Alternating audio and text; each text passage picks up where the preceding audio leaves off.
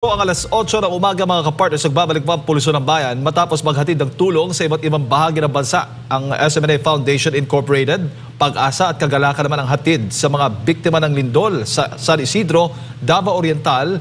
Ang mga residente ay labis-labis ang pasasalamat sa tinanggap na tulong. Narito ang balita ni Jane Domingo. Sa pananatili ng grupo ng SMNA sa San Isidro, Manay, Davao Oriental, nasaksihan natin ang naging epekto ng 7.4 magnitude na lindol sa mga residente. May takot at hinagpis sa mga nawalang tahanan.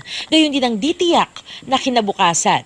Pero sa pagpunta ng SMNA Foundation Incorporated, nagkaroon ng pag-asa at di matatawarang kagalakan ang mga residente.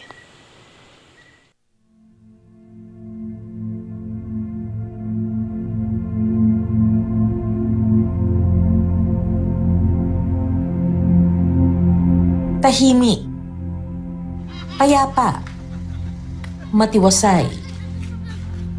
Ganito mailalarawan ng San Isidro, isang barangay sa Manay, Davao Oriental, ang epicenter na nagdaang magkasunod na 7.4 at 6.9 magnitude na lindol. Lugar kung saan normal na namumuhay ang mga residente. Subalit sa isang iglap, ayaw paggawas kay Lino. Nawasak.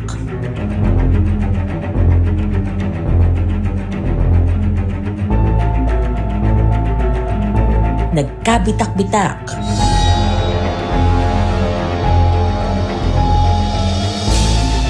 Gumuho ang mga pamahay. Ang dating panatag na lugar ay napalitan ng matinding takot at pangamba. Tangang ito ang naiwan ng yumanik na trahedya. Lord! Ako mong anak, Lord!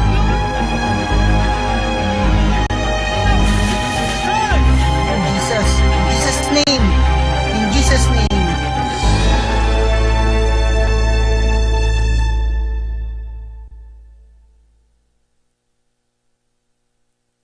Itong nakikita nyo ngayon ay isa sa tahanan o kung ano na lamang ang natira sa isa sa tahanan dito sa barangay San Isidro. Wasak-wasak ang bubong, bumagsak ang mga kisame, ang mga wall. At itong nakikita nyo dito, itong batong to, dito natagpuan ang isa sa mga survivor nung araw na yun, October 10, 2025 na tumama dito sa barangay San Isidro. Sa ilalim ng mga batong ito na sobrang bigat, natagpuan si Tatay Reynaldo habang siya ay natutulog, bumagsak sa kanya itong mga batong ito.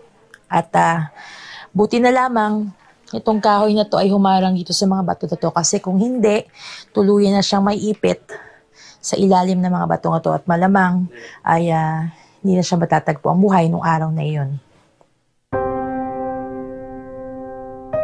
Isa si Kagawad RC Kumanday sa labis na apektado ang tahanan dahil sa lindol. Dahil bukod sa hindi na makilala ang kanyang tahanan, ay muntik pang mawala ang kanyang ama. Itong bayan na to, dito ako lumaki. Hindi pa ito dati ganito. Actually, nagiging improve siya habang tumatagal, na-improve ng mga parents ko. Kaya naging ganito ang itsura niya, naging concrete. Noong October 10, actually wala ako rito, nandun ako sa Davao. Ang kwento ng nanay ko na yung stepfather ko, nasa loob siya, habang nanonood ng TV, biglang lumakas yung lindol. Yung mama ko nandun sa likod kasi naglalaba. Ito po ang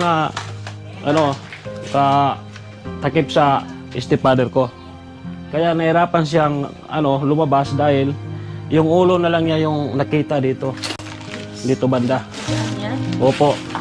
Ngayon, nagsipag lapitan yung mga kapitbahay namin. Tinulungan siya ng 6 na tao para may angat lang to, matanggal siya. Yun ang salasit, ma'am. Diyan siya nakaiga. Yan. So, mabigat yun. Ito ang salasit. Dito yung ulo niya. Opo. Yung ulo niya nandito. Inuugot na lang siya dyan. So, ngayon, ma'am, wala tayong magagawa dahil talaga, trahedya talaga na dumating, wala tayong magawa. Parang yung pinaghirapan ng magulang ko bigla lang nawala. Ako naman, Personally. sa ako katungo na ma'am, napubiyagad ko. Na alos di ko kasulod diri kay tungod sa kaimte sa akong stepfather nga naipit diya. Mao to, ako mo rin ako diya. Karon nga maurag naulian ako. Sulod-sulod ako diri. Kay okay naman po na akong stepfather. Naka-istorya naman sa Mayo. Si Kuya Johnny isang residente at may katungkulan sa komunidad. Ibinahagi rin ang kanyang takot habang nagmumotor pa uwi upang sagipin ang kanyang asawa. Anya kitang-kita niya ang pag-alog at pagbuka ng lupang kanyang binabaybay. Inigtanaw na ako sa kasala, ma'am, dito sa paralan mo, na leaking man, ma'am. Oo. Unya ang, nakuyaw ko lang ito mga panahon, ma'am. Nagdagan ng motor, unya ang biyota, magbuwag mo, ma'am. Kung itong kakuyaw na ako, ma'am. Meron ng part kami na Oo, yung part dito sa unang sa paradahan. Nakuyawan ko ito nga panahon, ma'am. Nga po, Lord, tamang Lord, kay Basin. Pagka, kuwan ko sa bangang ba? Sunod ko sa bangang. Kung ito, ma'am, nakuyawan ko ito nga panahon. Hindi na ako, Lord, tamang Lord. Anto nakabot ko diri, ma'am. Nikabot na ako diri. Dito ko sa akong balay sa akong asawa. Una ko na, kumusta man? Nakuyapang ka? Ingon niya, relax lang ko. Kabilang din sa aming mga nakilala sa aming ilang araw na pagbisita sa lugar ay si Pipina Masinading na isa rin sa mga nawala ng tahanan. Kalit ma'am, yung naglindol talaga, hindi na namin maintindihan. Malaking kusog talaga ang ano. describe mo. Then, pagtingin ko sa bahay ko, yun, nakaiyak talaga ako. Kay hindi na kuan, yung nag-abo-abo na gyud ang akong balay. So, wala na akong masabi. Sabi ko lang na, Lord, tulungan mo ako. Pero okay lang kay masaya din ako dahil yung mga anak ko, okay ang buhay, walang nasaktan. Oo, may nasamaran pero maliit lang. So ang naiwan dyan sa aming bahay, yung maliit na bata at saka yung papa. Ay, ma'am, parang galaw na galaw talaga. Kaya nasisira talaga ang aming bahay. So pag sabi ko, Lord, tama na. Nasira na yung bahay namin, baka mamatay na rin kami. So, habang titingnan niyo siya, gumagalaw yung paligid. Opo, ma'am. Nag-iyak talaga ako on that time. Tapos hindi ako nakapagsalita. Kahit kung ano pa, yung dinagdagan pa yung lindol. Ewan ko kung ano mangyari sa akin. Kaya hindi naman ako parang nahirapan ako maghinga sa pagtingin ko sa aming bahay. So, sa ngayon, relax lang. Kahit na masakit, pero tanggapin. Opo, ma'am. Kahit na hindi naman maibalik yung gano'n na bahay namin, kahit na lang, simple na bahay na hindi kami maulanan, masugahan. Dahil hindi na maaaring matirahan ang kanyang bahay, sa ngayon nakatira si Pina at ang kanyang pamilya sa isang tent sa tabi ng kanyang nasirang tahanan. Ang kanyang kagalakan sa pagtingin sa bahay na bunga ng kanyang pagsisikap, ngayon ay napalitan na ng pighati. Ayon sa kanya, bagamat nalulungkot siyang matanaw araw-araw ang nalalabi sa kanilang bahay, ay nagpapasalamat pa rin sila sa kaligtasan na mayroon sila. Ilan lamang ito sa mga kwento ng buhay ng mga aming nakilala sa lugar at ilan lamang sila sa mga residenteng hindi nawawalan ng pag-asa.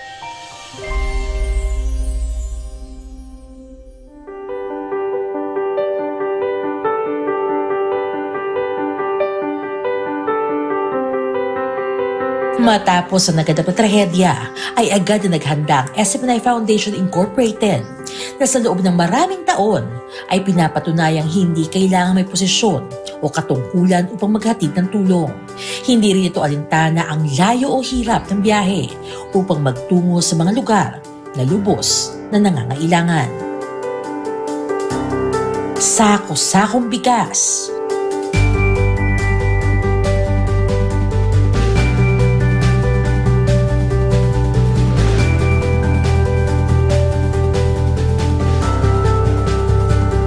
Balde-balde na naglalaman ng hindi mabilang na grocery items.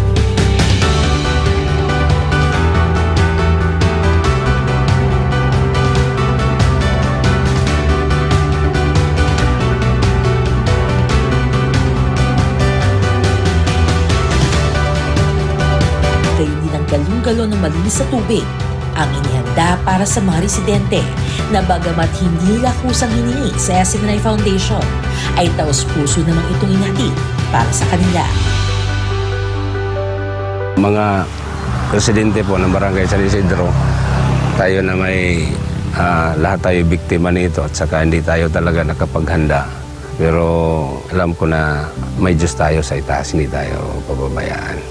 So sa ganitong paraan, alam ko na may mga tao din ginamit ng Panginoon gaya nyo na magpunta sa amin at saka mabigyan kami kahit paano, masharean po kami ng mga blessing na galing sa iyo. Particularly po sa SMNI. Pastor Kibuloy, yes, thank you so much for having such a big heart for us, especially with us Dabaweños, Oriental Dabaweños. You know how we are, we really need the help that we can get so much, and even without us directly inviting you, you just have that sensitive heart to really be here just to help. So salamat talaga, and again, for whatever it is, just keep the faith, continue to pray for us to be safe. Pasalamatan ko po yung mga tumulong dito, lalong-lalo na yung SMNI channel na bumisita dito sa amin. Nagbigay ng tulong, naghatid ng tulong. At saka sa ibang mga pumupunta dito na naghatid ng tulong, maraming salamat po sa inyo. Panginoon na po ang bahala magano sa inyo ganti.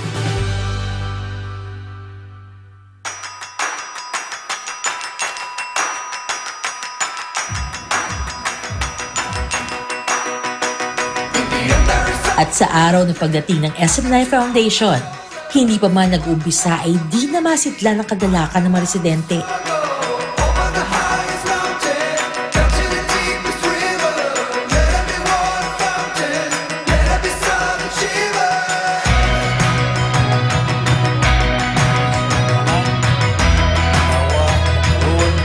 Sa among mga pagpadayon ko,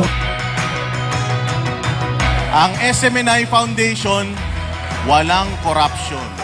Gigahin jud ni sa inyo para sa inyong hagikan sa SMNI Foundation sa pangunguna ni Pastor Apollo Kibuloy. So kini inyong gibuhat nganhi kanamo dili gyud namo ni malimtan. Kay dako gyud ang katabang niini sa adlaw-adlaw namo nga mga pagpanginahanglan. Ang bawat isa'y nakatanggap na nag-uumapaw na balde ng grocery items.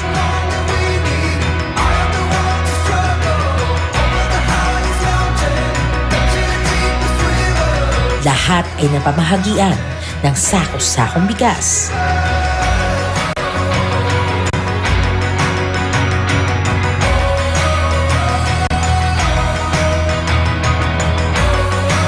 Galong-galong malinis sa tubig at pagkain.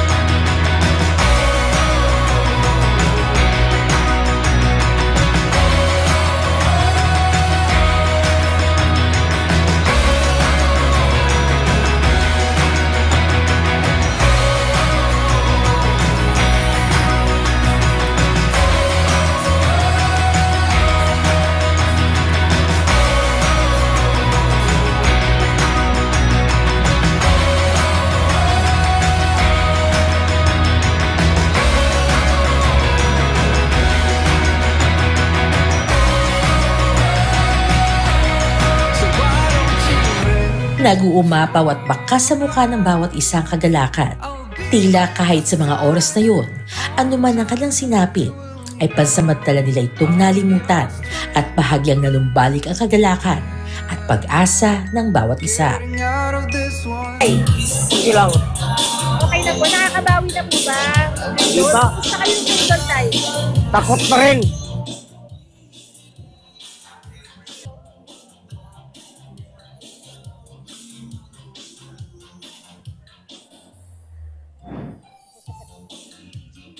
Hindi na ako makagawa ng bahay na katulad noon. Mahirap, ma'am. Kasi yung bahay namin, ma'am, totally damage talaga. Di ba, karoon tayo na Oo, nalipay good to, ma'am. Salamat kayo, ma'am. Ang SMNI Foundation, salamat sa mga tulong na ibinigay ninyo sa amin. Maraming salamat po, ma'am. Binigay ninyo sa amin na food supply sa Manay, Davao Oriental, Barangay San Isidro. Salamat yun sa pagtulong ninyo sa amin mga nasiraan rin about sa mga lindol. Dagan salamat sa nag-supply sa inyo, ma'am. Wala akong kistorya. Naghang tabang ito sa iyo, malaking tulong po sa iyo. Ito po ang sa lahat na tanggap namin mga food supply. Ito lang ang marami sa totoo lang. Labis ang kanilang pasasalamat sa tulong na naihatid sa kanila mula sa SMNI Foundation sa tulong ng mga generous donors na hindi na nais magpakilala na bagamat wala sa posisyon o katungkulan ay nagpusong ibigay ng tulong sa kanilang mga kababayan.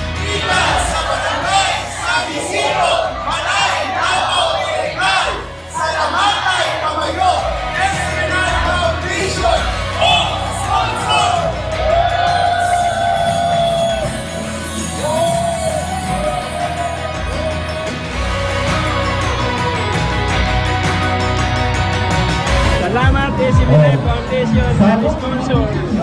SMNI Foundation, sorry. Salamat. Salamat, ma'am. Dagang salamat, ma'am, sa sponsor sa SMNI Foundation. Gusto nyo gibati karon niya? Ay, sobrang kalipay, ma'am. Nakadapat ni Kuan, Inabang. Thank you. Naabot mo dire sa salamat tapos. Birthday sa akong banaron, di na ako kapal dito. Kuan dito. Wow. Salamat kayo, ma'am. Ay, thank you kayo sa Kuan, mga staff, SMNI Foundation, sa sponsor, labi na sa sponsor, sa mga staff nga naghaguan ini. Very thank you, good. Gusto mo gibati karon niya? Grabe ka excited. Kuan, salamat yun kayo sa inyo. Salamat ya. Ingat pink. Ma'am, salamat sa mga donors ninyo, ma'am. Labi na kay Pastor Kibuloy. Subscribe. Salamat sa mga. Salamat kayo, kami magdahom. Ngunani inyong gugma kanamo diri sa Barangay San Isidro. Salamat! Merry Christmas! SMNI Foundation!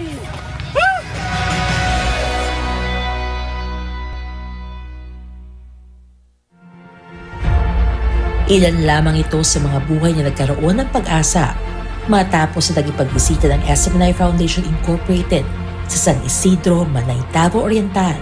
Masira man ng bagyo, lindol o anumang sakuna, ang mga ari-arian o maging ang kabuhayan ng mga residente, hindi nito masisira ang pagkakaisa, pag-ibig at malasakit ng mga taong handang tumulong at ang SMNI Foundation. Salamat.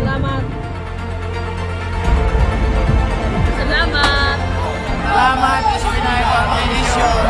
Kani, gwapong ini na mga panghatag. Gwapo. Salamat.